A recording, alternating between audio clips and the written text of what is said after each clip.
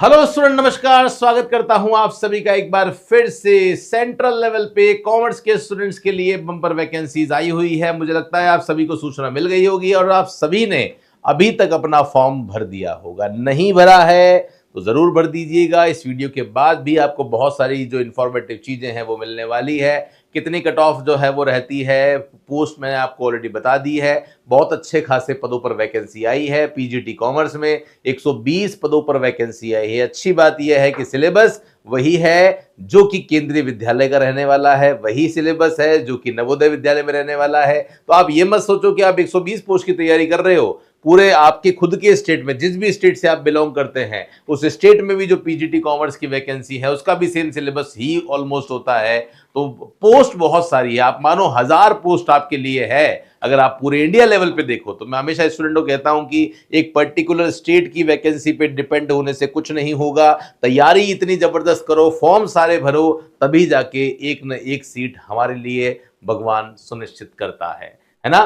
तो गाइज हम बात करेंगे यहाँ पे जो वैकेंसी आई है ईएमआरएस की, जिसमें ईएमआरएस पीजीटी कॉमर्स की 120 पोस्ट पर वैकेंसी निकली है और 61 पोस्ट पर ईएमआरएस अकाउंटेंट की वैकेंसी निकली हुई है। तो पिछले बार की कट ऑफ क्या रही थी इसके बारे में हम बात करेंगे। इस बार कितना एस्टिमेशन हो सकता है उसके बारे में भी अगर हम बात यहाँ पे करने वाले हैं। अगर आप कॉमर्स के ही स्टूडेंट हैं, इसी तरीके से रेगुलर बेसिस पे आप अपडेट लेना चाहते हैं, तो नीचे डिस्क्रिप्शन में एक लिंक आपको मिलेगा। उस लिंक पे हमारे व्हाट्सएप ग्रुप का लिंक होगा।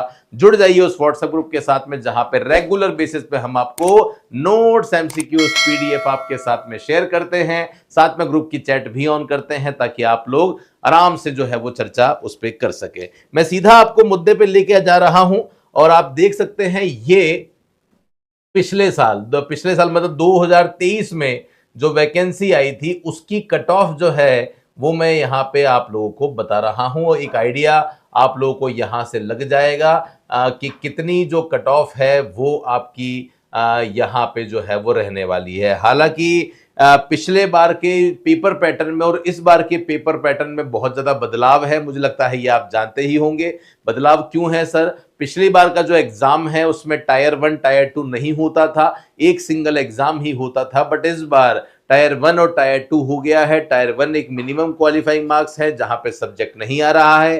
टायर 2 जो है वो आपको आने वाला है। लेकिन फिर भी अगर आप यहाँ पे देखते हो तो कितनी कट ऑफ जो है वो आपकी देखने को मिली है, तो आप यहाँ पे देख सकते हैं अकाउंटेंट की जो कट ऑफ थी वो आपकी 96 गई थी।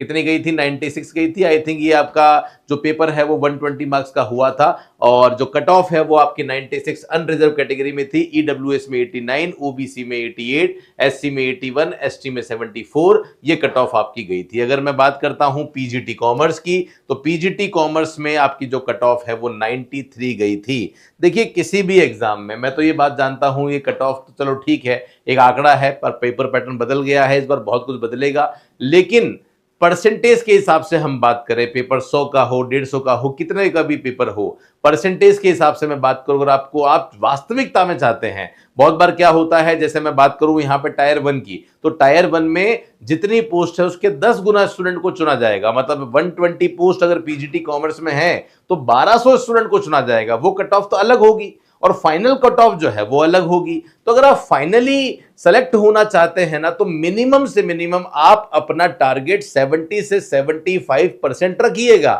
मैं परसेंटेज कह रहा हूं, मतलब 100 नंबर का क्वेश्चन अगर पेपर है तो आपको 70 से 75 number any how at any cost लाना है। यही टारगेट आप रखिए। 150 है तो 150 का भी 7% जो है वो आपको मिलाना होगा, मतलब 105 नंबर का टारगेट आपको रखना होगा। ये मूल मंत्र आप किसी भी एग्जाम में ध्यान रखिए, यही आपका सिलेक्शन का बेस बनेगा। सिलेक्शन में बहुत बार कट ऑफ में वेरिएशन होता है, लेकिन एक स्टैंडर्ड आंकड़ा मैंने आपको बता दिया है जो हर एक गवर्नमेंट एग्जाम में फॉलो होता है। तो इस बात का आप लोग ध्यान रखिए, बहुत अच्छी तरीके से प्रिपरेशन जो है वो कीजिएगा।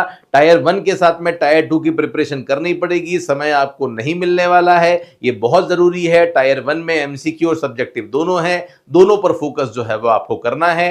पीजीटी कॉमर्स के लिए, पीजीटी इकोनॉमिक्स के लिए नया बैच 6 अक्टूबर से स्टार्ट हो रहा है। जो जुड़ना चाहते हैं जरूर जुड़ जाइए। ये वो फैकल्टी टीम है जिस फैकल्टी टीम ने 2024-25 में कई सारे सिलेक्शन दिए हैं जो आपको नीचे दिख भी रहे होंगे, है ना। ऐसे सिलेक्शन की बारी इस बार आपकी है। और ईएमआरएस की बात करते हैं तो हमने ईएमआरएस, केवीएस और एनवीएस इसके लिए अलग अलग कोई कोर्स नहीं बनाया। हमें पता है एक सिलेबस है तो एक ही कोर्स आपको परचेस करना है, उसी कोर्स में आपकी मल्टीपल प्रिपरेशन हो जाएगी। तो केवीएस, एनवीएस, ईएमआरएस इसके लिए पीजीटी कॉमर्स और इकोनॉमिक्स का जो बैच है वो हमने लॉन्च कर दिया है, जो 3-in-1 बैच है जिसका नाम प्रगति बैच है। इस बैच को आप ज्वाइन कर लें जहां पे एक ही कोर्स में आपको सारे एग्जाम की प्रिपरेशन जो है वो करवाई जा रही है। बायलिंगुअल क्लासेस जो है वो होने वाली है। ईएमआरएस अकाउंटेंट की अगर आप प्रिपरेशन करना चाहते हैं तो अकाउंटेंट का भी जो नया बैच है वो लॉन्च हो चुका है, बायलिंगुअल बैच है।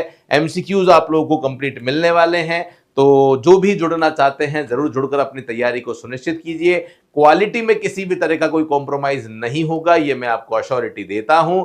बाकी ये आप जुड़ सकते हैं, कोई भी डाउट है, कोई भी समस्या है तो आप इनमें से किसी भी नंबर पर हमें फोन मैसेज करें, हमारी टीम जरूर आपसे संपर्क करेगी, जरूर आपकी हेल्प करने को तैयार है। लगातार टेलीग्राम पे भी हमने आपके लिए कई सारे पोल डाल दिए हैं, डेली बेसिस पे पोल अपलोड करते हैं ताकि आप घर बैठे अपनी तैयारी को बहुत बेहतर ढंग से कर सकें, है ना। ये चैनल सब्सक्राइब नहीं किया है तो जरूर सब्सक्राइब कर लेना, बेल आइकन पे क्लिक कर लेना ताकि हर एक इंपॉर्टेंट वीडियो नोटिफिकेशन आप तक पहुंचता रहेगा। थैंक यू सो मच, धन्यवाद, जय हिंद, वंदे मातरम, बाय बाय।